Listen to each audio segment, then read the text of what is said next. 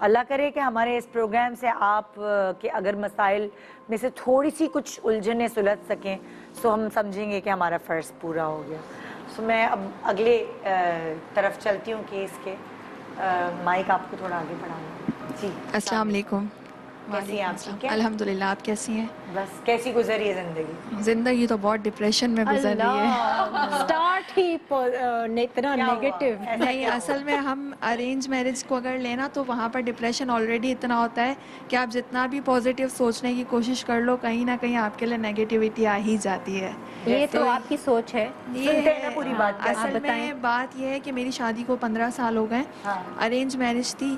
میری انگیجمنٹ جو ہے وہ 2.5 سال رہی.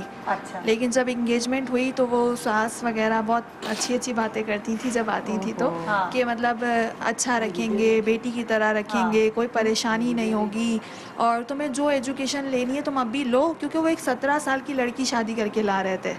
تو اس دوران جو ایجوکیشن چل رہی تھی تو انہوں نے کہا تمہاری ایجوکیشن بھی آگے کنٹینیو کریں گے, تم جو پڑھنا چاہو تم پڑھنا, اور گھر کا کام کرنے کی تو کوئی ضرورت ہی نہیں ہے تمہیں, کیونکہ میرے گھر میں تم کام کرنے کے لیے نہیں آ رہی ہو, بیٹی بنا کے تمہیں لے کر آ رہی ہوں.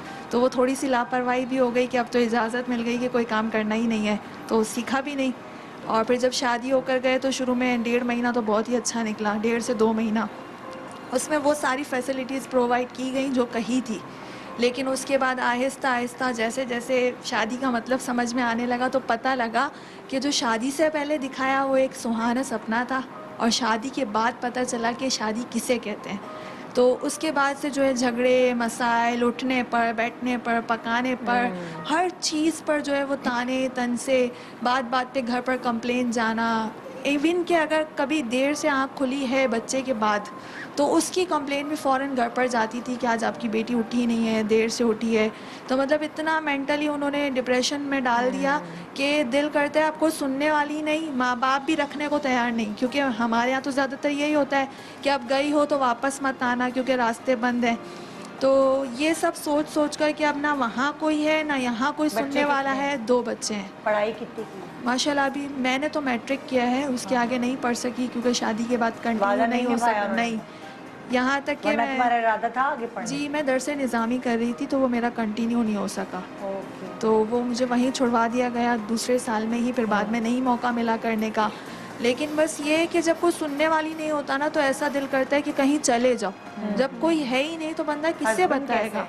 ہسبینڈ شروع میں تو بہت اچھے تھے لیکن پھر اس کے بعد ذرا امی کی زیادہ سنتے تھے, تو پھر ظاہر سی بات ہے جو امی کی زیادہ سنتے ہیں پھر انہیں بیوی کی سنائی نہیں دیتی ہے.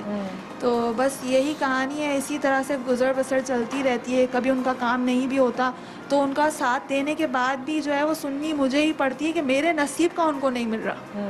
مطلب تمہارے شوہر کے نصیب کی اولاد تمہیں مل رہی لیکن زندگی جی لیکن تمہارے نصیب کی روزی ہی نہیں ہے اس کے پاس, تو کیا کر سکتے ہیں. مطلب کمپیریزن اتنا زیادہ ہے کہ کہیں سے بھی آپ نکلنے کی کوشش کرو نا تو کوئی دوسری بات ایسی ہوتی ہے کہ آپ کو مینٹلی ٹینشن رہتا ہی ہے, اس کے اندر کلیئر نہیں ہو پاتے آپ. تو بس یہ ہے کہ ظاہر ہے پھر اگر چھوڑ کر چلی جاؤں تو کہاں جاؤں, اور بچوں کا کیا قصور ہے اس کے اندر. تو بچوں کو جب دیکھتے ہیں تو پھر یہ ہمت بھی نہیں ہو پاتی ہے. ورنہ تو ماشاء اللہ ایک بچہ 14 سال کا اور ایک 9 سال کا ہے. پوری زندگی تو گزر گئی ہیں. جی پوری زندگی گزر گئی. جس طرح کی ٹاکسک زندگی ان کی, ایسی بہت ساری عورتیں ادھر بیٹھی کیمرے کے پیچھے جو ایسی زندگی گزار رہی ہیں. اور اس کا سب سے بڑا عمل دخل یہ کہ ماں باپ نے انڈیپینڈنٹ بنایا نہیں, پڑھائی لکھائی کروائی نہیں اور شادی کر دی, جو کہ اکثر پاکستان میں ایسا ہی ہوتا ہے. دیکھیں اگر میں بات کروں تو پہلی بات تو یہ ہے کہ جو ہماری توقعات ہیں, جو ہماری ایکسپیکٹیشنز ہیں, ظاہر ہے انہوں نے کچھ پرومسز کیے تھے جس کے نتیجے میں آپ نے شادی کی اور آپ خود ایکسائٹیڈ تھیں کہ ٹھیک ہے اتنا مجھے پازیٹیو ماحول ملے گا, اتنی ساری چیزیں ہوں گی.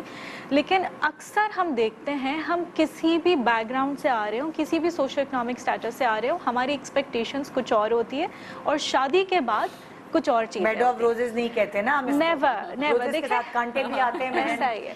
دیکھیں شادی فیری ٹیل نہیں ہے, شادی ذمہ داری ہے. آپ کی 15 میں شادی ہو رہی ہے, آپ کی 20 میں ہو رہی ہے, 25 میں یا 30 میں, شادی ذمہ داری ہے. ایگزیکٹلی, ذمہ داری کے لیے تیار ہونا لازمی پڑے گا. اور ہم اور جب یہ ان سے زیادہ پلیز پیرنٹس کو سمجھائیں جو دیکھ رہے ہیں نا, فوراً سے ایگزیکٹلی دیکھیں پیرنٹس کو بھی یہ سمجھنا ہے, اور یہ جو ہسبینڈ وائف دونوں کی شادی ہو رہی ہے ان سب کو سمجھنا ہے.